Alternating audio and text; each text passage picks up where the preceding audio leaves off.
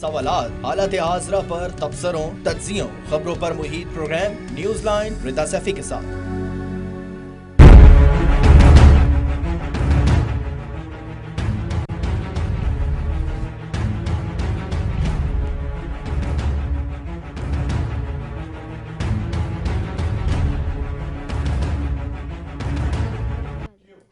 अस्सलाम वालेकुम, मैं हूँ रिदा सैफी। नाजरीन, तोशाखाना रेफरेंस केस में जरदारी और गिलानी साहब पर फर्द जुर्म आयद हो गए और नवाज शरीफ साहब को इश्तिहारी करार दे दिया, जिसके बाद आज बिलावल भुट्टो जरदारी साहब वफाक पर बरस पड़े हैं। कहते हैं वफाक कराची को अपना हिस्सा दे के काम करे। साथ ही ये भी कहा कि जो है ये सारे केसेस जो हैं वो साबिक वज़ीर आज़म जो हैं वो जिस तरह से फेस कर रहे हैं, आगे जाकर इस हुकूमत को भी केसेस फेस करने पड़ेंगे। जिस तरह से नैब गठजोड़ की एक मरतबा फिर उन्होंने जो है वो आज बात की और ख़ास तौर पर अकाउंटेबिलिटी के नाम पर जिस तरह से जो है वो इस्तेमाल किया जा रहा है, उन्होंने इस हवाले से भी आज बात की। साथ ही साथ जी दूसरी तरफ हमने देखा है कि असद उमर साहब भी आज कह रहे थे कि जी अगर इसी तरह से सियासी पॉइंट स्कोरिंग होती रही सारे मामले पे, ख़ासतौर पे कराची पैकेज के मामले पे, तो फिर ना पीपल्स पार्टी को कुछ हासिल होगा, ना पीटीआई को हासिल होगा, दोनों डूब जाएंगी।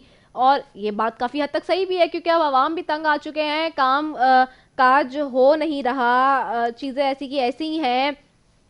इस वक्त कराची की जो सूरत हाल है वो आपके सामने है। नया नाजमाबाद की बात कर लूँ तो उसका सारा मामला आपके सामने है। डिफेंस हाउसिंग अथॉरिटी की बात कर लूँ तो वो आपके सामने है, या फिर कोई सा भी डिस्ट्रिक्ट उठा के देख लिया जाए शहर का, जो बुरा हाल है इस वक्त सड़कों का, जो बुरा हाल है इस वक्त सेवरेज के निज़ाम का, जो बुरा हाल है इस वक्त पानी की शॉर्टेज का, वो किसी से ढका छुपा नहीं है। दूसरी तरफ जी साथ ही साथ ये भी बहुत इम्पॉर्टेंट चीज़ है आज कि जी जिस तरह से ये सारी चीज़ें इस वक्त हो रही हैं, मैंने कल भी कहा था कि स्टेक होल्डर्स जो सारे हैं कराची के मामले पे वो एक पेज पर नज़र नहीं आ रहे। आखिरकार क्यों पॉइंट स्कोरिंग हो रही है, ये सवाल है। और अगर साबिक सदर और वज़ीर आज़म केसेस भुगत रहे हैं, जैसे कि बिलावल भुट्टो जरदारी साहब कह रहे हैं और कि सबको हिसाब देना पड़ेगा, तो डेफिनेट सी बात है ये सवाल तो बार बार लोग उठा रहे हैं और अपोजिशन पूछ रही है कि इस वक्त जो काबीना में बैठे हुए मिनिस्टर्स हैं, वुज़रा हैं और बाकी जो लोग हैं, ख़ुद प्राइम मिनिस्टर के ऊपर जो केस है और भी सारे जो केसेस हैं, उसके लिए क्यों नहीं अकाउंटेबल हो रहा है बाकी सारे लोग जो कि इस वक्त हुकूमती नुमाइंदे हैं। बहरहाल दूसरी तरफ हमने देखा कि नवाज शरीफ साहब ने कह दिया है जी कि इस वक्त सरेंडर करना मुमकिन नहीं है। नवाज शरीफ साहब ने, जो कि साबिक वज़ीर आज़म हैं, उन्होंने नज़रसानी की दरख्वास्त भी दायर की है कि उन्होंने एक मरतबा फिर कहा है कि जी मैं ट्रैवल नहीं कर सकता। उनके डॉक्टर्स आज कह रहे थे, उन्होंने जमा भी कराई है रिपोर्ट। एक तरफ उनकी तस्वीरों पर हुकूमती नुमाइंदे जो हैं वो बार बार तनकीद कर रहे हैं और बड़े तुंदो तेज़ लहजे में जो है वो तनकीद की जा रही है, और दूसरी तरफ जो है आसिफ अली जरदारी साहब जो है उन्होंने भी mega money laundering reference case खारिज करने की इस्तदा दायर कर दी है। ये सारी सिचुएशन है जो कि इस वक्त बड़ा ही पॉलिटिकल स्ट्रक्चर, अगर मैं पाकिस्तान की बात करूं तारीख में, तो बड़ा हीटेबल एंड डिबेटेबल इस वक्त है, क्योंकि इस वक्त पुराने फ्रंट्स और नए फ्रंट्स दोनों को मिलाते हुए, दोनों चीज़ों को देखते हुए इस वक्त जो सवाल रेज अप हो रहे हैं उनके ऊपर ऑपोजिशन और हुकूमत एक मरतबा फिर डिवाइड नज़र आती है। एक पेज पे समझ में आ रहा था कि शायद कराची के ऊपर एक पेज पर आने के बाद, तमाम स्टेक होल्डर्स बैठने के बाद, शायद कुछ पॉलिटिक्स में जो है वो नरमी और स्मूथनेस नज़र आएगी, जिसके बाद एक साथ शायद लोग होंगे, लेकिन अनफॉर्चुनेटली ऐसा हुआ नहीं। बहरहाल जी ये सारी सिचुएशन है जो कि इस वक्त इमर्ज हो रही है। इस पे मैं बात करूंगी और अपने मौजूद मेहमानों की तरफ भी जाऊंगी। साथ ही साथ सबसे पहले मेरे साथ स्टूडियो में मौजूद हैं शमीम मुमताज़ साहिबा हैं। आप सीनियर पार्लियामेंटेरियन हैं, पाकिस्तान पीपल्स पार्टी की फॉर्मर मिनिस्टर भी रह चुकी है, एमपी हैं। आपको खुशामदीद कहती हूँ। Thank you so much Shamim Mumtaz साहिबा फॉर ज्वाइनिंग अस। साथ ही हमें यासीन आज़ाद साहब ने ज्वाइन किया है, सीनियर रहनुमा हैं मुस्लिम लीग नून के और बार के सदर भी रह चुके हैं साबिक, उनको भी खुशामदीद कहूंगी। और शकूर शाह साहब एमएनए पाकिस्तान तहरीक इंसाफ में ज्वाइन करेंगे। मैं इन सब की तरफ जाऊंगी, लेकिन उससे पहले एक ब्रेक की तरफ जाती हूँ। शॉर्ट कमर्शियल ब्रेक के बाद वापस आ रहे हैं।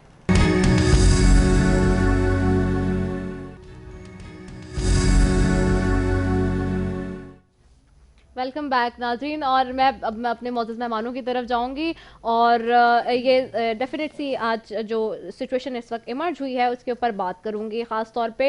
सबसे पहले मैं शमी मुमताज़ साहब आपसे शुरुआत करती हूँ। बिलावल साहब आज कह रहे थे, क्योंकि जाहिर सी बात है तोशा खाना रेफरेंस केस में जो है डेवलपमेंट हुई आज जब, और जरदारी साहब पे, गिलानी साहब पे फर्द जुर्म आयद हुआ और नवाज शरीफ साहब को इश्तिहारी करार दे दिया गया, तो उन्होंने कहा कि साबिक सदर और वज़ीर आज़म केसेस भुगत हैं तो सबको हिसाब देना पड़ेगा। क्या मतलब है? क्या पाकिस्तान तहरीके इंसाफ भी लगता है कि कटहरे में आएगी? बिस्मिल्लाहिर्रहमानिर्रहीम। सबसे पहले तो रिदा बहुत शुक्रिया और माजरत इस बात की कि आवाज़ बहुत ख़राब है, समा खराशी होगी यकीनन लोगों की आवाज़ सुनने के बाद, लेकिन बहुत माजरत। जहाँ तक रेफरेंस की बात है या तोशा खाना केस की बात है, जिस तरह मेरे चेयरमैन ने कहा, तो ज़ाहिर है मेरे चेयरमैन ने कोई बात गलत नहीं की है और हिसाब सबको देना चाहिए और देना पड़ेगा। देखिए, हम ये बात करते हैं कि जब साबिक सदर या वज़ीर आज़म या जो भी हैं कटहरे में खड़े हैं तो बाकी लोग क्यों नहीं खड़े होंगे। और जहाँ तक हिसाब देने की बात है तो मैं तो ये कहूँगी कि ये तो बहुत देर में कह रहे हैं चेयरमैन साहब कि हिसाब देना पड़ेगा। मैं तो कह रही हूँ हिसाब देना चाहिए। आपको वो 100 दिनों का हिसाब देना चाहिए जो आपने अवाम से वादे किए थे कि हम आएंगे, हम 100 दिनों में एक एजेंडा होता है हर आने वाली हुकूमत का, आपने कितना उस पर अमल दरामद किया, उसका आपको जवाब देना चाहिए। उसके बाद आपको वो तमाम हिसाबात देने चाहिए जिसमें आपने बिजली के बिल फाड़े थे कंटेनर पे खड़े होकर और जलाए थे, और आपने एक तरह से बगावत की थी पाकिस्तान के कानून के साथ कि जी जला देंगे और आग लगा देंगे। और आपके वो लोग जो आज वुज़रा हैं, शेख रशीद साहब, उन्होंने भी बड़े दावे किए थे जला दूंगा, तो आपको तो वो बगावत का भी हिसाब देना चाहिए। फिर आपको सिविल नाफरमानी का, फिर आपको सुप्रीम कोर्ट के साथ जिस तरह बेहुरमती की गई, पीटीवी के साथ जिस तरह किया गया, आपको तो उसका भी जवाब देना चाहिए। फिर उसके साथ जिस तरह फॉरेन फंडिंग केस है और आपने उस पर स्टे ऑर्डर लिया हुआ है, तो आपको तो उसका भी जवाब देना चाहिए। अगर आप रियासत मदीना की बात कर रहे हैं, ईमानदारी की बात कर रहे हैं, तो मैं तो कहती हूँ एक थोड़ी जो है फ्यूचर में जाके जवाब देने के बजाय मैं तो आज आपसे जवाब मांग रही हूँ कि इस 2 साल का मुझे जवाब दे दें कि आपने इस 2 साल में पाकिस्तान की आवाम के लिए क्या किया। चीनी सस्ती की, आटा सस्ता किया, बिजली सस्ती की, या इसके अलावा और आपने क्या किया। आप कहते हैं कि जी हम हिसाब ने कोर्ट में, हम तो हमेशा देते आए, पाकिस्तान पीपल्स पार्टी हमेशा से कोर्ट में जवाब देती आई है, हम बिल्कुल एहतराम करते हैं कोर्टों का। इसके बावजूद कि मेरे चेयरमैन जुल्फ़िकार अली भुट्टो साहब को एक कोर्ट ऑर्डर के जरिए ही शहीद किया गया था, मैं बार बार ये बात कहती हूँ, और अब तक उसके ऊपर कोई ऐसा अमल दरामद नहीं हुआ कि उस वक्त के जो मुजरिम थे, ज़ाहिर है वो मुजरिम कहलाएंगे जिन्होंने ये फैसला किया बैठ के। मैं बहुत माजरत के साथ अपनी मौजूद अदलिया से बात कर रही हूँ, तो क्यों नहीं उस पर अभी तक जवाब दिया गया। मतलब हर बात जो है वो पाकिस्तान पीपल्स पार्टी जवाब देगी, बिल्कुल हम जवाब देंगे। अगर हमने कुछ किया है तो बिल्कुल हम जवाब देंगे। पहले भी जरदारी साहब बरी होते रहे, आपने 12 साल उनको जेलों में रखा, कोई चीज़ आप साबित नहीं कर सके, इन्हीं अदालतों ने उनको बरी किया, इस अवाम ने उसको तस्लीम किया। आज आपने फिर बुलाया है वो बीमार शख्स जो वाकई बीमार है, और जिस तरह उसकी पोजीशन है, जिस तरह वो चल के गए, फिर जिस तरह और बाकी लोगों को बुलाया जाता है, तो मैं समझती हूँ कि ये बहुत बड़ी बात है कि हम अदलिया से भागे नहीं हैं, हमने स्टे नहीं लिया है। हाँ, हम टाइम बाउंडेड है कि ठीक है, अगर आज हमारा वकील पेश नहीं हुआ, जिस तरह आज वकला के साथ किया गया, अदालत के बाहर बेहुरमती की गई, धक्के दिए गए, उन्हें अदालत में दाखिल नहीं होने दिया गया, तो क्यों फिर हम क्या केस नहीं लड़ेंगे, हमारे वकला हमारी जाके वकालत नहीं करेंगे। तो वो सारी चीजें हमारी देखने वाली हैं और मैं जवाब मांगूंगी इस मौजूदा हुकूमत से। अच्छा, अगर इतनी ट्रांसपेरेंसी और सारी चीजें, तो दूसरी तरफ आसिफ अली जरदारी साहब ने मेगा मनी लॉन्ड्रिंग रेफरेंस खारिज करने की इस्तदा क्यों फिर दायर की है? इसलिए की है उन्होंने कि जब तक अभी तक कोई चीज वाजे नहीं हो सकी है। कितना अरसा हो गया उनको जरदारी साहब को नैब की हिरासत में या अदलिया के फैसलों के मुताबिक, तो या तो आप टाइम देना कि इतने अरसे में आप साबित करेंगे। जब आप साबित नहीं कर सके तो जाहिर है जब मैं मुजरिम नहीं हूं तो मैं यही कहूंगी ना कि भाई आप बार बार मुझे कटहरे में बुला के खड़ा करते हैं, तो या तो आप जुर्म साबित करें या फिर आप खारिज करें। यही तरीका होता है अदालत का कि भाई केस खारिज करें फिर वो। ठीक है, शकूर शाह साहब आपकी तरफ आऊंगे। शकूर शाह साहब, ये मुझे बताइएगा, जो सिचुएशन इस वक्त इमर्ज हुई है, खासतौर पे आज तोशा खाना रेफरेंस में जो सब कुछ हुआ, हम पूरे दिन देखते रहे, और जरदारी साहब, गिलानी साहब पर फर्द जुर्म आयद हुआ, नवाज शरीफ साहब इश्तिहारी करार दे दिए गए, और अब जिस तरह से बात करें बिलावल साहब की, जी इट्स अगेन जी अकाउंटेबिलिटी नहीं है, ये इस्तेहसाल किया जा रहा है, ये जो है पॉलिटिकल विक्टिमाइजेशन हो रही है अपोजिशन की जमातों की। कराची के ऊपर जब एक पेज पे सारे स्टेक होल्डर्स बैठ गए थे तो लग रहा था कि जी अब स्मूथली चलेंगी चीज़ें और ऑपोजिशन और हुकूमत साथ होगी, लेकिन why it's on again dividing scenario. सबसे पहले तो मैं अपनी बहन की बातों को थोड़ा सा आगे बढ़ाऊँ कि बिल्कुल हिसाब देना चाहिए, आज शख्स को हिसाब देना चाहिए। हुक्मरान हो उनको तो ज़्यादा जिम्मेदारी बनती है। हिसाब सिर्फ इस दुनिया में नहीं देनी है, हमें ये सोचना चाहिए कि हमें अल्लाह के हुजूर जाके भी हिसाब देना है। हमें हमारा मकसद ये होना चाहिए कि सियासत में आए तो ये हो कि जब कल अल्लाह के हुजूर पेश हों, कब्र में भी हमें हिसाब देना होगा और रोज़ क़यामत भी हिसाब देना होगा, एक एक पाई का हिसाब देना होगा। यहाँ आप दलाइल से, वकील से, सफारात से, इमारात से, ताल्लुकात से, मुख्तलिफ दूसरे मुल्कों से सिफारिशें लड़वा कर आप अपनी बचत करवा सकते हैं, लेकिन अल्लाह के यहाँ कोई नहीं बचेगा। जिसने इस मुल्क के साथ ज़्यादती की है उसको अल्लाह ताला ज़रूर पकड़ेगा, उसके लिए रसवाई उसके नसीब में लाजिम लिखी गई, चाहे कोई भी हो। मैं किसी का नाम कोट नहीं कर रहा हूँ। जिसने इस मुल्क को लूटा है, जिसकी वजह से आज ये शहर मेरा बर्बाद है। अभी मैं आ रहा था, ट्रैफिक इस कदर जैम है, ऐसे लग रहा था जैसे मैं मोंजोडारो से आ रहा हूँ। तो ये किसकी जिम्मेदारी किस पर बनती है? जिन पर बनती है उनको भी हिसाब देना है, हिसाब तो देना है, और रोज़ अशर होना चाहिए। और सियासत में ये है कि आपको 5 साल बाद आवाम जो है वो परखती है कि आपने क्या किया, आपके 5 साल कारकर्दगी को देख के सोचते। जब पिछले 2-5 साल गुजरे तो कहा गया कि भाई 5 जमहूरियत को मुझसे कम होने दे। देखिए इस मुल्क में जब तक जमहूरियत को मुझसे कम होने आप नहीं देंगे तो इस मुल्क में हमारे लिए तो कोई मसला नहीं। अगर आप कहते हो कि हम रोडों पे आएंगे, इस हुकूमत को गिराएंगे, ये करेंगे, वो करेंगे, तो नुकसान आपका ही है। हम हमारे हाथ साफ है, हमें कोई परेशानी नहीं है। जो परेशानी जिनको है, जिनके नैब में केसेस चल रहे हैं, वो डरे उस वक्त से जब समरी मिलिट्री कोर्ट्स में उनके केसेस चलेंगे और जब वो चौकों और चौराहों पर लटकाए जाएंगे, जब लूटी हुई दौलत का पता चलेगा तो उस वक्त से डरे हैं, मैं समझता हूँ। और तोशाखाना के हवाले से मैं आपको ज़रा वजाहत करूँ, तोशाखाना केस है क्या? तोशाखाना ये हमारे हुक्मरान जो है जब मुख्तलिफ ममालिक पे जाते हैं या दूसरे ममालिक के सदर या जिम्मेदारान या सरबराह मुमलिकत आते हैं और जो तोहफे और ताइफ देते हैं, अगर उस तोहफे की कीमत 50,000 रुपये से ज़्यादा है तो आप उसको तोशाखाना में जमा कराने के पाबंद हैं। और अगर आपको उसमें से कोई चीज़ चाहिए तो प्रायोरिटी आपको दी जाती है। जो यहाँ पर कानूनी पोजीशन में आपको बता रहा हूँ, तो वो आपको 50% डिस्काउंट के साथ दी जाती है। अगर तोशाखाने से किसी को कोई चीज़ चाहिए थी तो वो उसी चीज़ को अडॉप्ट करते और 50% उसकी कीमत पे करके लेते हैं। लेकिन लोगों ने माल गनीमत समझ के लूटा है, हिसाब तो देना पड़ेगा। ठीक है, हिसाब देना पड़ेगा। मैं जाती हूँ समीना मतलूब साहिबा की तरफ भी। आप MNA अक्सर मुस्लिम लीग नून से, आपने हमें इस्लामाबाद से ज्वाइन किया, आपको भी खुशामदीद कहती हूँ। Thank you so very much Samina Matloob साहिबा फॉर ज्वाइनिंग अस। वालेकुम अस्सलाम, thank you Rida, thank you. Samina Matloob साहिबा, मैं सबसे पहले तो जानना चाहूँगी, आज तोशाखाना रेफरेंस में जिस तरह से नवाज शरीफ साहब को इश्तिहारी करार दे दिया गया और बाकी ज़रदारी साहब पे भी और गिलानी साहब पे जिस तरह से फर्द जुर्म आयद हुआ है, क्या वजह है? नवाज शरीफ साहब हम देख रहे थे कि जी बहुत ज़्यादा ज़द तनकीद में आए जब उनकी तस्वीरें बाहर से जो हैं वो सामने आई और सोशल मीडिया पर हुई। एक तरफ PMLN ने कहा जी हमने वो तस्वीरें खुद पब्लिश की हैं या पोस्ट की हैं सोशल मीडिया पे।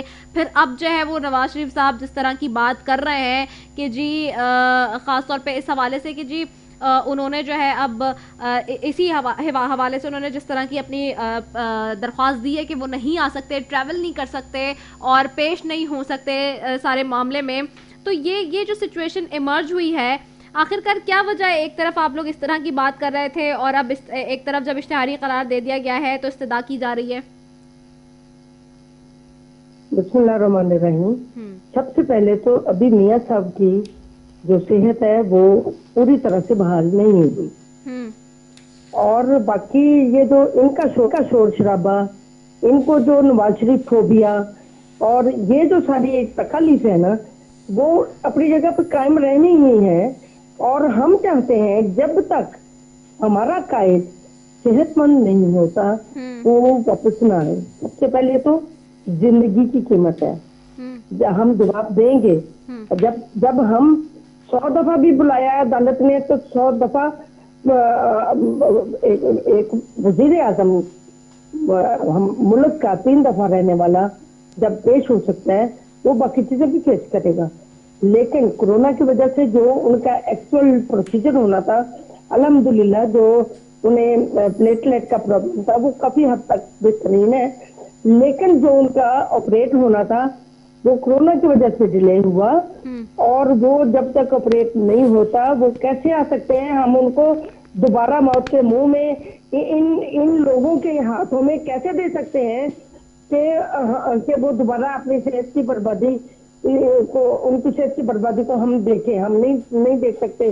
लोग नहीं सह सकेंगे। अब लोगों के दिलों में रहता है नवाज तो आप शरीफ। लोग सेटिस्फाई क्यों नहीं कर देते रिपोर्ट्स देके वफाकी हुकूमत को, या उस बोर्ड को जो बनाया गया था जिसके पेश नज़र जो है उनके हवाले से फिर नजरसानी की गई थी और उनको बाहर भेजा गया था, और ये तो 8 हफ्तों की मोहलत दी गई थी ना, अब तो बहुत ज्यादा वक्त हो गया है। रिदा, सारा कुछ अदालतों को आ रहा है, ये तो अपने बनाए हुए बोर्ड में मुतमईन नहीं है, तो ये वहां की आई हुई रिपोर्ट में बेचारे कैसे मुतमईन हो सकते हैं?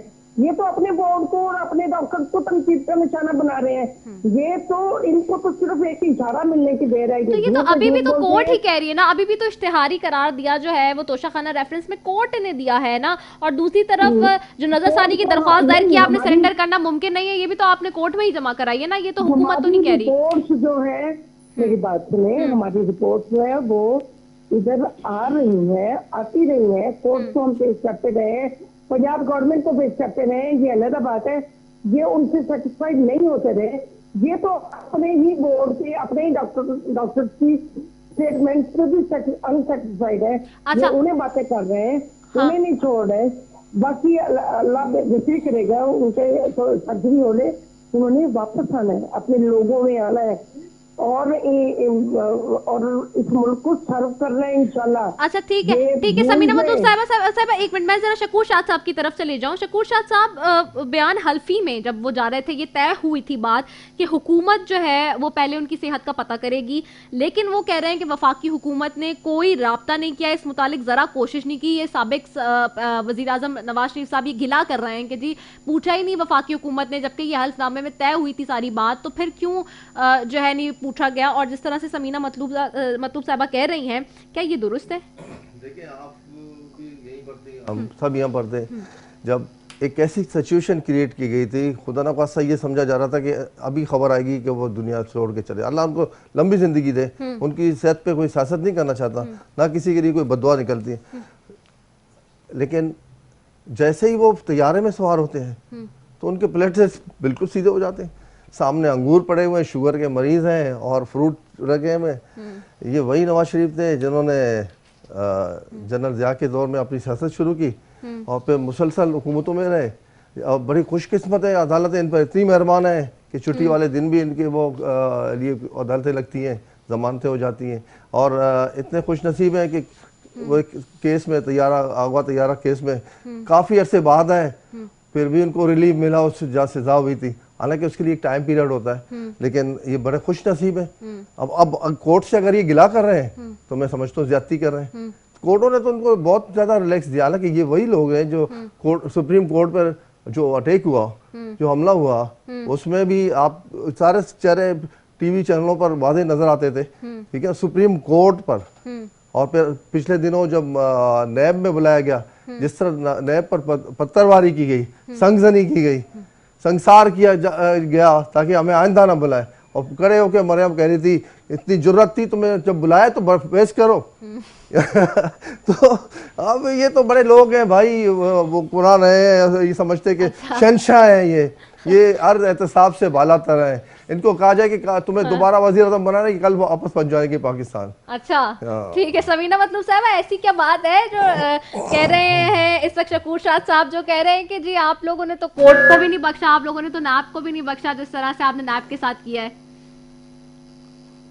मेरी इस बात सुने, नैब को हमने कुछ नहीं किया, नैब ने जो हमारे साथ किया, और मरियम नवाज साहबा की गाड़ी पे हमला करने की कोशिश की, उन पे जानलेवा हमला करने की कोशिश की, गवर्नमेंट के ईमान के बगैर नहीं हो रहा। अच्छा, कोई बंदा अपने इवेंट को खराब नहीं करता उस पे पथराव करके। ये बात इन्हें समझ क्यों नहीं आती। और बाकी ये तो बात तय है कि सारी जिंदगी से जब से पीटीआई सड़कों पे आई है, हम इनको देख रहे हैं कि बीमारियों पे सियासत करते हैं। ये बताए, नईमुल हक की बीमारी पे ये कभी इन्होंने इनका पता लेने भी नहीं पूछा, और उनकी डेथ पे भी कोई नहीं पहुंचा, और हमारी तरफ से उनकी बीमारी पे कभी सियासत नहीं हुई थी। और ये आदि लोग हैं, ये बीमारियों पे, मौत फौत पे ये इसी तरह करते हैं। अब आप मुझे ये बताएं, आप ये जब कौम का किसी किसी भी पॉइंट पे इमेज हटाने के लिए, जहन हटाने के लिए कुछ ना कुछ उसका छोड़ते रहते हैं। डिलीवर इनसे कुछ हो नहीं पाता, और जो अपने माफिया इनके एरिया बैठे हैं उन पे हाथ इनका डल नहीं सकता, उन पे कंट्रोल है नहीं। तो ये बस लोगों का ध्यान बटाने के लिए कि वो भूखे मर रहे हैं, वो खाली उन्हें रोटी नसीब नहीं हो रही, वो दालें, चीनी, आटा, हर चीज मुश्किल में ले रहे, और ये उनका जहन इधर उधर लगाने पे उन्हें क्या लगे कि नवाज शरीफ आ रहा है क्या नहीं आ रहा है, गवर्नमेंट आ रही है, तो कहते हैं बाहर में जाओ, गवर्नमेंट आए दिन तमाशे करती रहती है। हमें तो रोटी चाहिए, हमें तो आसानियां चाहिए, ये कर कुछ पा नहीं रहे और ये सियासत करते फिर रहे। नहीं, ये बात दुरुस्त है कि अगर अभी नवाज शरीफ साहब को बता दिया जाए कि उनको वजीर आजम बनाना है तो वो वापस आ जाएंगे?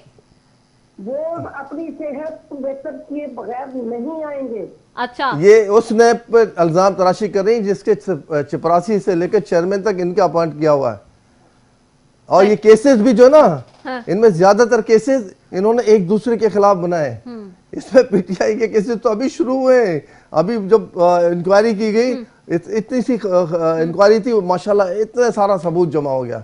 इतने सारे सबूत कहाँ ले जाओगे, किस अदालत से बचोगे? लेकिन क्या शकूर शाह साहब, एक सवाल आवाम करते हैं और लोग पूछते हैं कि क्या, चूंकि अपोजिशन में कह रही क्या वो पैसा रिकवर हो गया है जो 2 साल तो हो गए, जो होगा इंशाल्लाह एक एक पाई वसूल करेंगे। लोगों गवाह रहना, एक एक पाई इन जालिमों से वसूल करेंगे। अच्छा, मैं शमीमुद्दीन साहब आपकी तरफ आऊंगी जी। एक एक पाई वो कह रहे हैं कि करेंगे वसूल, और जो सारी चीजें नजर आ रही है उसके मामले में। हाँ, मुझे वो बात याद आ रही है शकूर शाह की बात सुन के, मुराद सईद ने कहा था हमारी हुकूमत आएगी, 2 अरब रुपए लाएगी, IMF के मुंह पे मारेगी और ये करेगी और वो करेगी। तो 2 साल से तो मैं वो इंतजार कर रही हूँ 200 अरब का, हाँ। कि वो किसके मुंह पे मारे गए, पहले तो ये मुझे बता दिया जाए। वो हर वक्त चैनल पे आते हैं, बुरे बुरे मुंह बना के, पता नहीं कैसी कैसी आवाजें निकाल के वो शख्स बातें करता है। मैं तो बोलना भी नहीं चाहती उसके ऊपर, लेकिन मुझे ये बताएं कि अब तक जो भी कहा पीटीआई ने, अब तक 2 साल में, मैं तो पिछली बात ही नहीं कर रही 22 साल की, एजेंडा ही कोई नहीं था। आपने 22 साल सियासत कर ली, आपके पास कोई एजेंडा नहीं था। हम आपसे हर फोरम पे पूछते हैं भाइयों अपना एजेंडा तो बता दो, कोई एजेंडा ही नहीं है आपके पास। फिर आपने पाकिस्तान की आवाम को एक ट्रक की बत्ती के पीछे लगा दिया, करप्शन करप्शन कह के। करप्शन का नाम लेके आप आए और आप खुद करप्शन कर रहे हैं। कहाँ है जहांगीर तरीन आज? क्यों हिसाब नहीं दे रहे हैं जहांगीर तरीन का? कहाँ है वो शख्स? मतलब ना तो कोई चैनल दिखा रहा है, ना कोई मीडिया दिखा रहा है कि वो जो अरबों रुपए आते ही उन्होंने पहले यूरिया में कमाए, उन्होंने पता नहीं कितने अरबों रुपए, उसके बाद उन्होंने चीनी में कमाए, उसके बाद वो जो भी सिलसिला चल रहा है आपके सामने, आप चेहरे बदल देते हैं, वजारत की फाइलें बदल देते हैं, अभी खुसरो साहब यहाँ आए, अभी खुसरो साहब वहाँ आए, अभी ये मतलब एक शतरंज का खेल चल रहा है कि इस मोहरे को यहाँ चलाना है, इस मोहरे को यहाँ चलाना है। मालम जब्बा आपने बंद कर दिया, कहाँ है मालम जब्बा केस? कहाँ है वो ज़मीनें जिस पे कब्जा किया गया पिछले दौरे हुकूमत में? आप हमसे कहते हैं कि जी 12 साल हो गए हमें, तो आपको भी तो केपी में 7 साल हो गए। आपने कौन सी वहां दूध की नहरें बहा दी? मुझे दिखा दीजिए, मैं भी मतलब शीरो शक्कर हो जाऊं आपके साथ कि भाई मैं भी वो गिलास भर के दूध का पी सकूं जो आपने वहां पे निकाला है। कहते हैं हमने एक बीआरटी चला दी, आप यहाँ चला ही नहीं सके। अल्लाह रहम करे, बीआरटी का जो हाल है वो आपने देखा कि सीढ़ियां भी उल्टी लगी हुई है, दरवाजे भी उल्टे लगे हुए, लोगों के बैठने के लिए वहां रास्ते भी नहीं है। लेकिन रिदा मैं ये जरूर कहूंगी कि वो दूध की नहरें अब भंग में शामिल हो जाएंगी और वो भंग का गिलास अब पूरे पाकिस्तान की आवाम को पिला के सुला दिया जाएगा ताकि अगले 3 साल का हिसाब ना देना पड़े। केपीके में आपने देखा कि रिकॉर्ड टूट गए, रिकॉर्ड टूट गए। सुनो तो सही, बर्दाश्त करो, जरा हौसला शांति। वो पहली मर्तबा ऐसा हुआ कि केपीके में दूसरे टर्म के लिए गवर्नमेंट पीटीआई की आई। इससे पहले किसी एक पार्टी ने जो हुकूमत की, मेरी बात तो फिर सिंध वाले भी यही कहते हैं ना कि 12 साल से हम तसल्सल में आ रहे हैं। मेरी बात बर्दाश्त भी करे ना।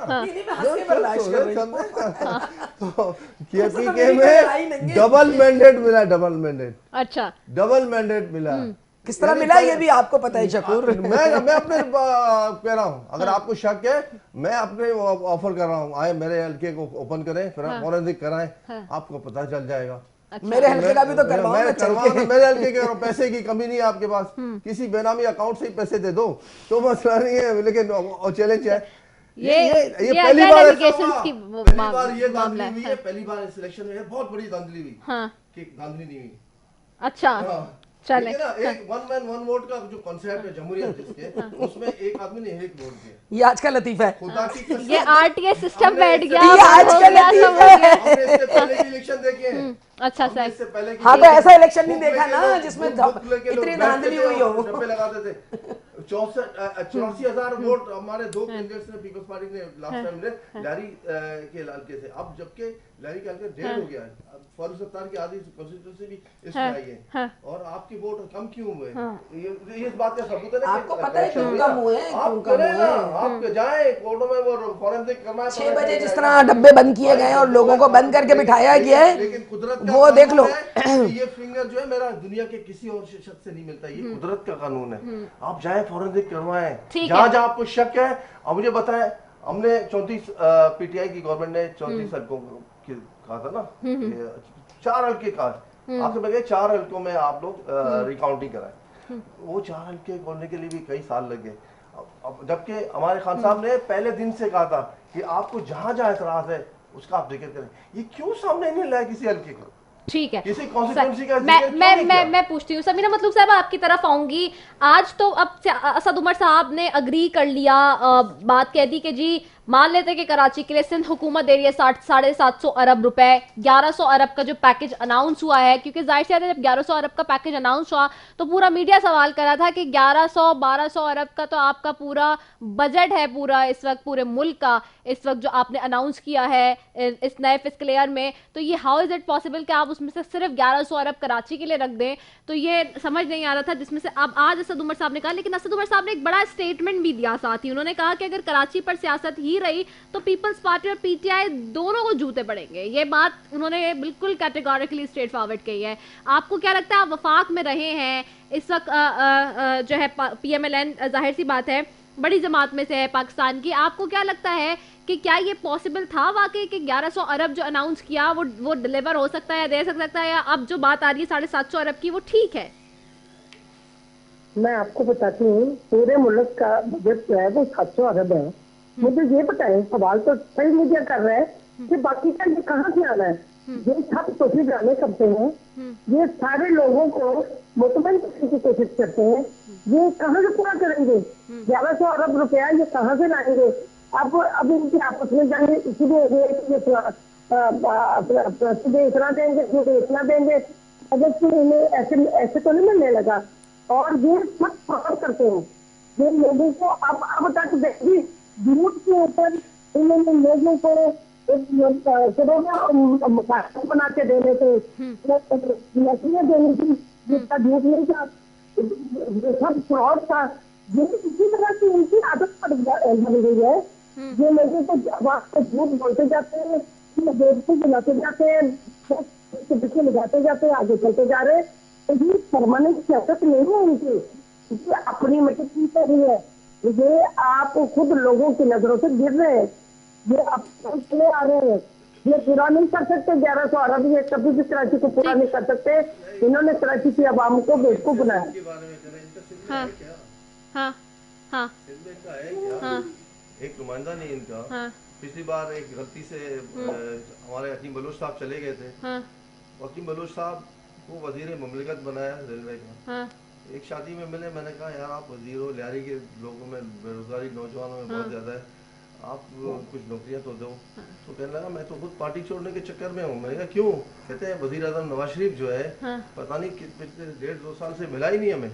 अच्छा, अब जो अपने मिनिस्टर्स को टाइम नहीं दे सकते हैं, उनको सिंध के लोगों से क्या मोहब्बत होगी? वजारत खजाना भी इनके पास थी, मुफ्ती इस्माइल साहब कराची से थे वजीर खजाना। वजीर खजाना बोल के माशाल्लाह आपने याद दिलाया, ये वो हुकूमत थी कि वजीर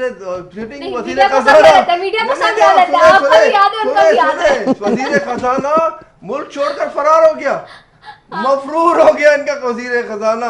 जिस मैशत को मेरी बात सुने, इस मैशत को बर्बाद करने में उस वजीर खजाना ने इतना किरदार अदा किया कि मुल्क छोड़कर फरार हो गया है ना। अगर आप तुम्हारे हाथ साफ है, आ जाओ कोर्टों का सामना करो, जैसा बाकी लोग कर रहे हैं आप भी करो ना। अच्छा चले, पिछली हुकूमतों की बात नहीं करें, वो तो चली गई, उनका हो गया। अभी इस वक्त बता दें, अब असद उमर साहब जो है वो बात कर, आज उन्होंने अग्री कर लिया 2 दिन से, जब ये अनाउंस हुआ 3 दिन से, इतवार को हफ्ते को जब अनाउंस करके गए, हफ्ते को वजीर आजम साहब, तो 3 दिन हमने देखा कि सारे लोग डिफेंड कर रहे थे पीटीआई के कि जी 1100 अरब गैस। अब वो जब ब्रेकअप पॉइंट बताया और सारी चीजें बताई कि इस तरह से मीडिया ने ही दिखाया वो कि जी ये सारी चीजें हैं और इस तरह से इसके चंक्स निकल रहे हैं, तो फिर आज उन्होंने फाइनली अग्री कर लिया कि जी 750 अरब जो है वो सिंध हुकूमत के हैं। तो अब ये बताइए कि 750 अरब सिंध हुकूमत दे रही है, तो इसमें सिर्फ 350 अरब अगर हम बात करें वफाक दे रहा है, तो वफाक के फिर मेगा प्रोजेक्ट्स की अगेन वहां सवाल उठ रहा है कि कैसे करेगा वफाक, क्योंकि देखिए असद उमर साहब भी आज कह रहे हैं कि आखिर में जूते पीपल्स पार्टी और पीटीआई को ही पढ़ने हैं, उन्होंने ये आज कैटेगोरिकली अग्री कर लिया। देखिए कराची के लोगों को इससे पता है नजर कोई यानी सवाल नहीं कर रहे हैं कि कौन दे रहा है कौन नहीं दे रहा है, वो कह रहे हैं हमारे मसाइल कब सॉल्व होंगे, हमारे रास्ते रोड मेन रोड जो है गड्ढे बने हुए हैं। मैंने खुद देखे इलाकों में बड़े बड़े गड्ढे बने हुए बारिश के बाद से। मेरा इलाका लियारी के मुख्तलिफ इलाकों में, आप आ जाए आगरा ताज में, आप जाए बिहार कॉलोनी में, शेख रशीद रोड, दरियाबाद, गड्ढा मार्केट के इलाके हैं, टेलीफोन एक्सचेंज वाली गली है, अपने दूसरे इलाके हैं, बगदादी का इलाका हो गया, गटर उबल रहे हैं, पूरा सिस्टम कोलैप्स हो गया। शाह अब्दुल लतीफ बेटा एक मेन रोड है, अब ये सिस्टम बनने जा रहा है। ये सिस्टम देखिए अगर हमने नहीं बना पाए ना तो असद उमर साहब ने सही कहा है, सबको जूते पड़ेंगे। अवाम को इस हद तक बेजार ना करें कि अवाम आपके तो गलत डिफेंड कर रहे थे 3 दिन से जो अब सब कर रहे थे। देखिए उसका अगर मैंने सुना नहीं, आज मैं मतलब सब सियासत कर रहे थे यानी कि देखिए सियासत नहीं होनी चाहिए इस पे सियासत नहीं होनी चाहिए। जो काम है वो काम चाहिए, काम होना चाहिए, काम मैं तो कहता हूँ आज से ही काम शुरू होना चाहिए। बिस्मिल्लाह ये करना था कि जो नाले हैं उनमें से इंक्रोचमेंट हटा के उनको मुतबादिल जगह फराम करके यहाँ पर सफाई शुरू करें कि खुदा न खास्ता कल दोबारा बारिश हो जाए। तो ये तो बहुत अच्छा हुआ, एनडीए ने 5 दिन काम करके नालों की किसी हद तक सफाई कर दी थी, वरना तो कराची शहर में जिस अंदाज में बारिश हुई है एक कुदरती आफत थी, उसमें तो बड़ी तबाही होती है। ठीक है शमीम मुमताज साहब, मेरे पास 1 मिनट है बस, मुझे ये बता दें कि 750 अरब आप दे रहे हैं आप लोग, ठीक है, ये बात आज जो है वो कैटेगोरिकली उन्होंने अग्री भी कर लिया, बट आप लोग किस चीज का इंतजार कर रहे थे? 12 साल से आपके हाथ में 18वीं तरमीम के बाद सब कुछ होल सोल आपके पास है, ये टाइम का इंतजार हो रहा था कि जब कोलैप्स कर जाएगा सिस्टम तब आगे बढ़ेंगे। सबसे पहले तो रिदा मैं शकूर शाद का ही शुक्रिया अदा करूंगी कि सारी बातों का जवाब इन्होंने दे दिया कि 2 साल से तो माशाल्लाह ये भी एमएनए हैं, इन्होंने अपने हल्के का जिस तरह जिक्र किया है तो ये 2 साल में अपने हल्के का बता दें कितने रोड बने, कितने वो बने, कितने गाड़े भरे गए, कितने नाले साफ हुए। तो मैं तो इनसे ही कह रही हूँ, मैं इसका जवाब देता हूँ। नहीं पहले 1 मिनट रह गया मेरे पास। और जहां तक असद उमर ने आज एक जुमला बोला है, मैं समझती हूँ उनकी शख्सियत के खिलाफ है कि ये लफ्ज इस्तेमाल करना, मैं तो लफ्ज भी इस्तेमाल नहीं करूंगी। मेरे को चेयरमैन ने कहा था कि हम पीटीआई की हुकूमत को नहीं गिराएंगे, ये खुद गिर जाएगी। और आज मैं यहाँ बैठ के फिर उस बात को दोहराऊंगी कि हमें किसी को जूते मारने की जरूरत नहीं है। मैं लफ्ज जूता सिर्फ असद उमर की वजह से इस्तेमाल कर रही हूँ, वरना हमारी सियासी तरबियत नहीं है कि हम ये वाले लफ्ज इस्तेमाल करें। कहा लेकिन किसी को भी कहा उन्होंने गैर पार्लिमानी लफ्ज इस्तेमाल किया। अवाम बाहर निकलेगी, यकीनन निकलेगी अवाम, जब हम काम नहीं करेंगे, ठीक है ना। हमने काम करके दिखाया, बहुत कराची के अवाम के साथ जाती हुई बात कराची की ना करें, बात पूरे पाकिस्तान की करें। हम कराची को क्यों फोकस कर रहे हैं? हम सिंध की बात करें ना, कराची एक दारुल खिलाफा है, लेकिन हम सिंध की। दूसरी बात रिदा कि 1100 अरब की आप बात कर रहे हैं, आपकी अपनी आमदनी 700 अरब है, आप हमें कहां से देंगे? 3 दिन से आप नहीं, तो आज इसीलिए असद उमर साहब बोले ना कि जब 3 दिन से ये बात चली तो पहले बोलते ना, आज जब उनको जूते पड़े मीडिया के जरिए, लोगों के जरिए, तो आज उन्होंने कहा कि जी हम तो 350 अरब दे रहे हैं। अब आप देखिए, मैंने एक बात की अपने इलाके की, मैं वही बात करूंगी ना, मैंने अपने इलाके की बात की, एक प्रॉब्लम हाईलाइट करने की कोशिश की। इनको चाहिए था कि वो मेरे साथ थे कि मैं आपका साथ दे रही हूं, मैं आपका साथ दूंगी बिल्कुल। लेकिन ये किसका काम है? आपने हकीम बलोच का नाम लेके कहा कि जी वो इस्तीफा दे देंगे, तो नजीब हारून ने भी तो इस्तीफा दिया कि जी पीटीआई अपने लोगों से नहीं मिल रही, अपने एमएनए से नहीं मिल रही। ये खुद नाराज थे, ये खुद नाराज थे अपने लोगों से, ये खुद नाराज थे। मेरी बात तो कंप्लीट करने दे। वो मैंने बलदियाती मसाइल पे बात की, मैं बलदियाती इख्तियारात मेरे पास नहीं है, वाटर एंड सीवरेज बोर्ड के पास एमएनए है, आपके पास गवर्नमेंट आपकी है, फेडरल गवर्नमेंट आपकी है। बेबसी का इजहार करते हुए अच्छा नहीं लग रहा है, शर्म आ रही है मुझे। इंटरवीन फिर नहीं कर सकते ना, क्यों नहीं कर सकते? नहीं कर सकते, मैंने 6 बिल्कुल कर सकते हैं। वाटर पंप जो है, पंप को छोड़े रोड बनवा के दिखाए ना, हमने कब बना किया यार? 18वीं तरमीम ने कब बना किया है कि फेडरल गवर्नमेंट काम नहीं कर सकती? 18वीं तरमीम अपना काम कर रही है, 18वीं तरमीम के तहत तहत सूबे अपना काम करेंगे, लेकिन आप भी एक मोतबर जगह पर बैठे हैं, अवाम से मुंतखब होकर आए हैं। नहीं, आप अवाम के वोटों से मुंतखब होकर आए ना शकूर शाह, अभी आपने कहा ना वो अवाम। देखिए आप ये बात ना करें, देखिए नहीं सुने, इन्होंने क्या कहा, एक मिनट रिदा, इन्होंने क्या कहा, इन्होंने कहा कि जी मैं इस दफा ऐसे वोटों से मुंतखब होकर आए जो बहुत ईमानदारी से थे। तो आपको भी इख्तियार है ना अवाम की मुश्किलात दूर करने का, आप क्यों इंतजार कर रहे हैं कि हम दूर करें, आप भी दूर करें। मिसाल देखें ना, अभी आज क्या हुआ, इफ्तिखार शिलवानी साहब को अपना पॉइंट किया एडमिनिस्ट्रेटर, ठीक है कि वो बहुत ईमानदार ये सोच के, उनसे सिर्फ एक सवाल कर लिया सहाफियों ने, आज वो पहले दिन आए केएमसी में बैठ के, उन्होंने जब उनसे सिर्फ इतना पूछ लिया कि दूध की कीमतें और दाल मुर्गी की कीमतें आप नहीं कंट्रोल करा सके, तो गुस्से में सरापा उठे और फिर चले गए और सहाफियों से बात तक नहीं की और बड़ी बदतमीजी से उन्होंने अपना बिहेवियर दिखाया और चले गए वहां से रूड होके। अगर ऐसे एडमिनिस्ट्रेटर अड़ते सुन के नीचे महकमे वो कैसे करेंगे चीजें संभालेंगे? वो जवाब दे सकते हैं, ये तो वो जवाब दे सकते हैं आपको बुलाकर आ रहे हैं कि उनके खिलाफ एक सीरियस एलिगेशंस पर एफआईए में इंक्वायरी, लेकिन लगाया आपने ना, बात यही है ना, एफआईए में उनके खिलाफ इंक्वायरी हो रही है। हां, लेकिन लगाया आपने ना, क्योंकि नासिर शाह साहब इंक्वायरी तो प्राइम मिनिस्टर के लिए भी हो रही है, फिर प्राइम मिनिस्टर भी चले जाए ना, अगर इफ्तिखार शिलवानी की बात ही हो रही है तो प्राइम मिनिस्टर के लिए भी तो हो रही है फॉरेन फंडिंग में इंक्वायरी, तो फिर वहां चले जाए, वो कहीं तो रुक जाए ना आप लोग, कहीं तो रुक जाए ना आप लोग। यानी मैं ना मानूं, सीएम पे पीएम पे आप ना मानो, वो सब पे ये फिर बहुत शुक्रिया शकूर शाह साहब का, मेहमानों का और समीया मधु साहिबा का बहुत शुक्रिया। आप ना ये नाजरीन के सामने, अवाम के सामने आपके मुंतखब नुमाइंदे हैं जो कि इस वक्त बात करें, आप बेहतर फैसला कर सकते हैं, कराची वाले, सिंध वाले और पूरे पाकिस्तान से जिन सारे मामलों में और सारे लोग। चले इसी के साथ जी अपनी मेजबान रिदा सैफी को दीजिए इजाजत। पाकिस्तान जिंदाबाद।